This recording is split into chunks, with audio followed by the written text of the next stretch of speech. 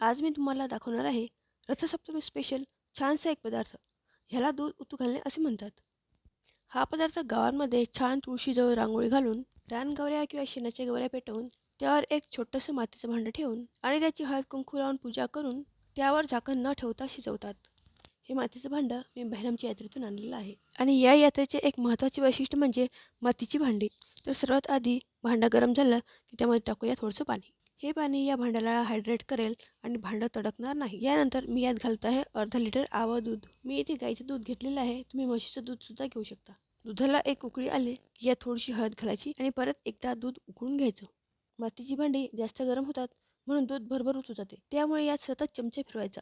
हे बघा दूध कसं उतू गेलं आहे आणि रथसप्तमीला दूध उतू घालणे हा एक शुभ संकेत मानला जातो. आता यामध्ये घालायचे आहे स्वच्छ धुतलेले तांदूळ. इथे मी अर्धा लिटर दुधासाठी 1.5 कप कोलम राईस घेत आहे. तुम्ही कोणताही तांदूळ घेऊ शकता. हे तांदूळ छान शिजू द्यायचे. तांदूळ 80% शिजले की यात साखर घालायची.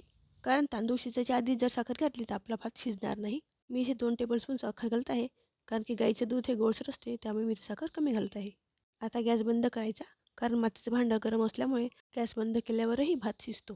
तसं पाहिलं तर हा भात छोट्या बोळक्यात करायची पद्धत आहे, पण हा भात वर्षातून एकदाच करतात आणि तो माझ्या मुलांना फार आवडतो, म्हणून मी तो मोठ्या भांड्यात करत असते. आता हा भात झाकण ठेवून थोडा वेळ शिजू द्यायचा. जर तुम्हाला हा पारंपरिक पदार्थ आवडला असेल तर तुमचं छानसं छोटंसं बोट उचलून लाईक करा, कमेंट करा, शेअर करा आणि सबस्क्राईब करायला तर अजिबात विसरू नका. भात पूर्णपणे शिजल्यावर यात घालायचे आहे वेलची पूड आणि ड्रायफ्रुट्स आणि तयार आहे आपला सुंदर रथसप्तमीचा प्रसाद. अशाच आणखीन पारंपरिक आणि चवदार रेसिपीसाठी बघत राहा माझे चॅनल गौरीज किचन.